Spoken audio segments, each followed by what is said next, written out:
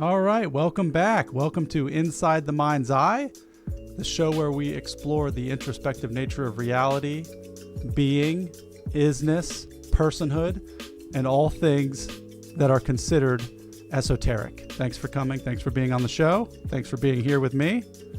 The topic today, there's a lot of videos on YouTube. There's a lot of tube dude videos out there talking about the law of attraction, about how we create our own destiny or our own reality, or we attract to us things in our lives, like based on our thinking. There's a lot of stuff talking about how if you can change the way you think, you can change the world. You can change the way that you experience the world.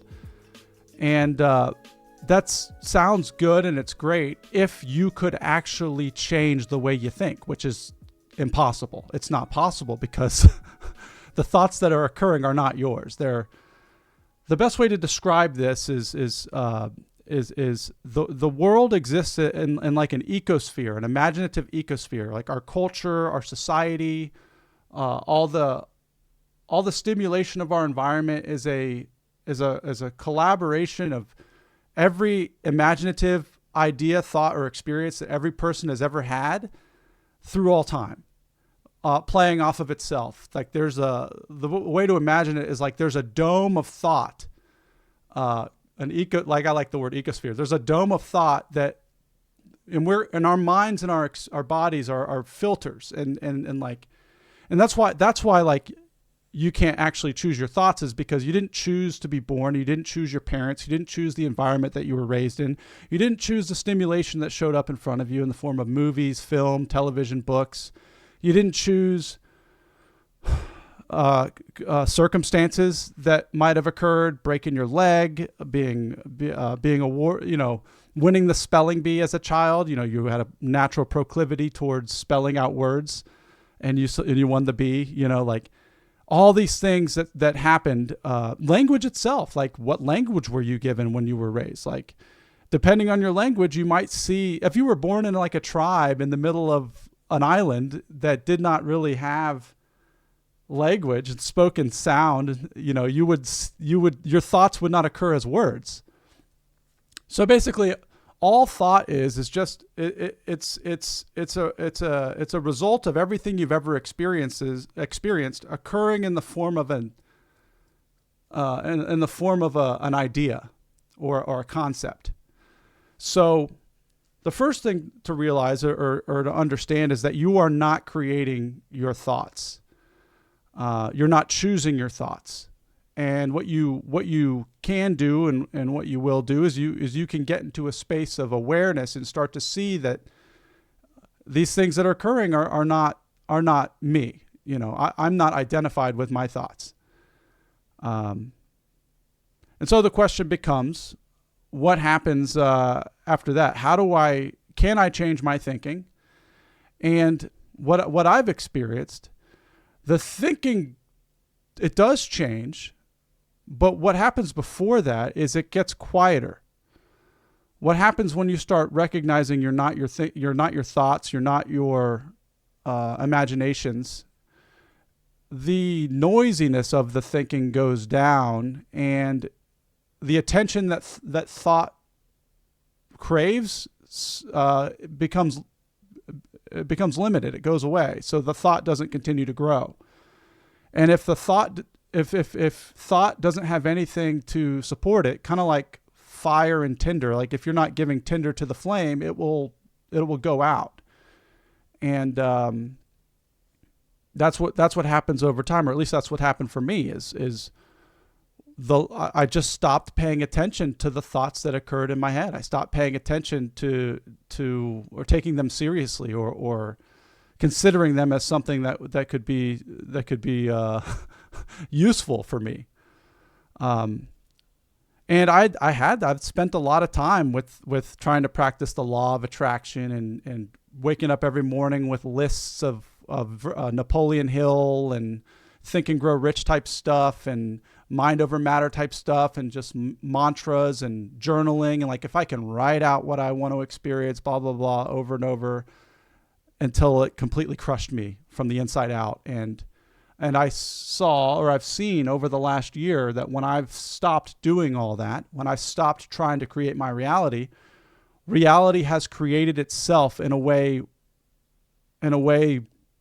way better than anything I could have possibly imagined for myself, which is an interesting thing to realize, or to come to understand about experience, that this mind, this ego, this person that thinks it knows what it needs, thinks it knows what it wants, doesn't. It just does not. 110% guarantee my thinking in my mind and my ideas about what I want and what I need are wrong, because I will get those things and it won't change anything. So once I started letting go of all this stuff, doing the surrender practice, doing meditation, it's now integrated into my life on a regular basis. I don't have to think so much about any of this stuff. It just occurs naturally.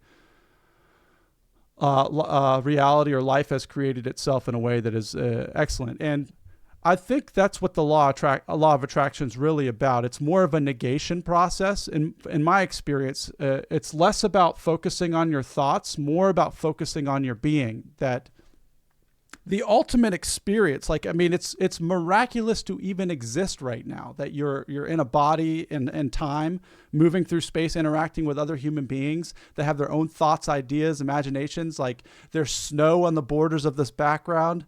There's stuff behind me. Of all the things that could possibly ever occur, now is happening. Like, you could be some weird space alien on some distant planet. You could be some bodiless life form floating through the ecosphere. There's an infinite amount of things that could be happening, but you are right now, and and something's breathing us. And the sun is the perfect portion away from the planet as we orbit and careen through an infinite void of space. It's just crazy. And so once you realize, once you can kind of recognize that, and you start seeing thoughts occur, and you start seeing that reality itself is the most epic, unknowable abstraction that could ever possibly be, and yet somehow I'm grounded in it. I'm not floating away. My limbs aren't being torn apart. That, like, everything generally speaking right now is okay. You can start to see the mind and what it's trying to do. And what it really is trying to do is, and this is what thought is, and I'll just shoot it straight. Thought does not create our reality. It colors it. Okay? So the way that we think about reality colors over the film or the movie or the imaginative expression of this power as we live and breathe and express ourselves in and of it, as it. Thought colors over it.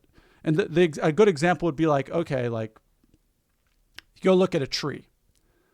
If you were to look at a tree and not call it a tree, and you were to look at it and be like, what is that? What is this weird hair thing growing out of the dirt with these animal, like, you can't even say animal. There's these things that are scurrying around, grabbing other things.